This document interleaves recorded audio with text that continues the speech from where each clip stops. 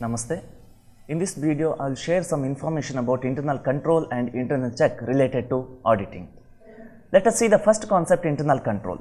According to W.W. Big, internal control is best regarded as indicating the whole system of control, financial and otherwise, established by the management in the conduct of a business, including internal check, internal audit and other forms of control.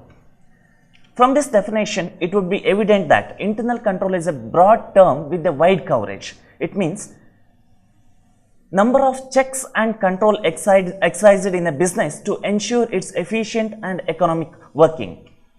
Every business enterprise is expected to have a properly developed system of internal control, which may include accounts control, standard of cost control, budgetary control, periodic operating report, statistical analysis, personnel training program and internal audit staff. It may also include other activities like time and motion studies and quality control through inspection.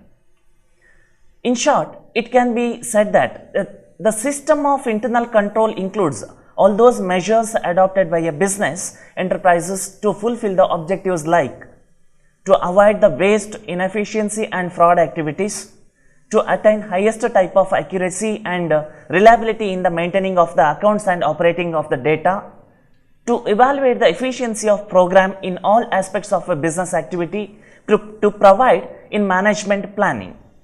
So let us see some good features of the good internal control.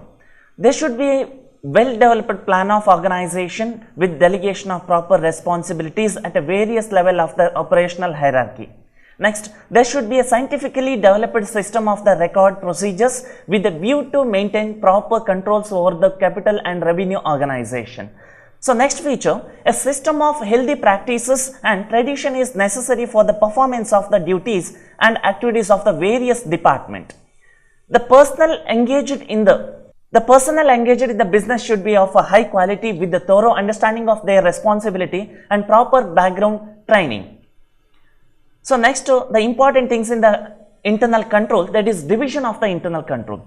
Every business enterprises is expected to have well neat organization of the internal control system depends upon the nature and features of the business and environment in which it works. The main division of an overall system of internal control covers general financial control, cash control, employees remuneration, trading transaction, stock maintenance, fixed assets and investments. The particular division must be considered by the management when the planning and allocation of work among its employees. So this is overall about the internal control, and next important topic, that is the internal check. According to FRM D. Paula, internal check means practically a continuous internal audit carried on by the staff itself, by means of which the work of each individual is independently checked by the other members of the staff. In the business houses, the work connected with the preparation and maintenance of the accounts is distributed among the various members of the staff in accordance with their qualifications. One person enters the transactions in the books while other performs the tasks like relating to the posting, handling of the cash and entering the same transactions into the cash book. Besides these duties performing to the writing up of the purchase book, its operating are not entrusted with a single person. These are some of the examples of which substantiate the argument that different duties are assigned to different hands. The reason is quite simple. If one person is made responsible to finish up a particular work from the beginning to the end, there is enough scope for errors and frauds creeping into the books of accounts. Such situation will have to be avoided to ensure a clean, efficient regarding of the business transaction. So now it is clear that internal check is the organization of accounting system of a concern in such a way that no one person singly handles a function from the beginning to end, and the work of one person is automatically checked by the another with a view to prevent the errors, frauds and irregularities and detect the errors and frauds if they have been committed. So next important things, that is the objectives of internal check.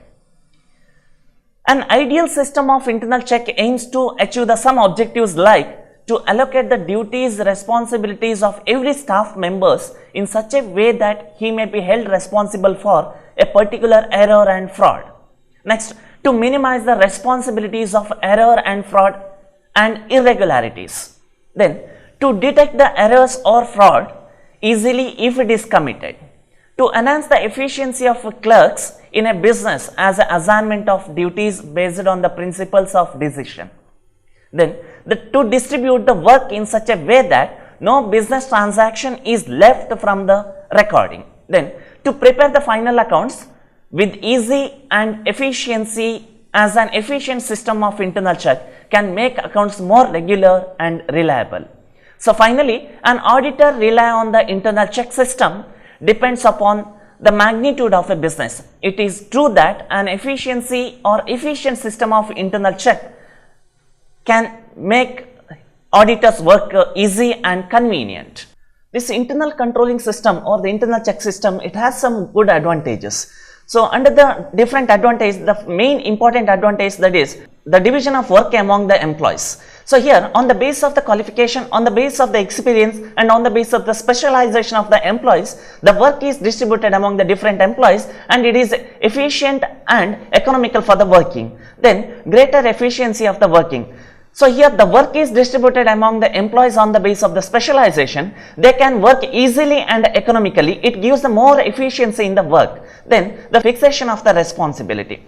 So when the work is distributed among the employees and if they are allowed with the different responsibility, so for their responsibility they are liable, and if there are any irregularities, they have to give the answer for the management. Then increased profit. So that is, the work is divided among the employees on the basis of the experience, specialization and qualification. So here they are on the basis of their specialization, they are working for the company in the efficient way. The efficient way of working, it gives the more efficiency in the business transaction also. So that gives the more profit to the companies. Then early detection of errors and fraud activities.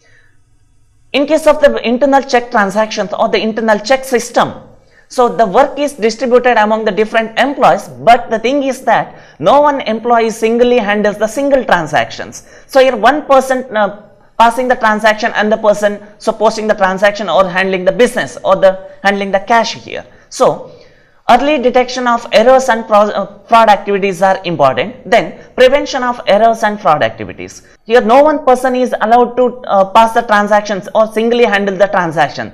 So here one person passing the transaction, another one person checking the transaction. So here early detection and prevention of errors and fraud activities are important. Then as there is a different advantages of internal check, there are some disadvantages also there. So that is suitable only for the big concern. So adoption of this internal control and internal checking system, that is possible only to the big concern. Small scale industries and medium scale industries, they cannot adopt this system because of the higher cost. Then sacrifice the quality of the work. Maybe these employees, those who are appointed for the internal checking or the internal controlling system, so they are specialized with the different categories, but they are allowed to do the work in a single firm. Thank you.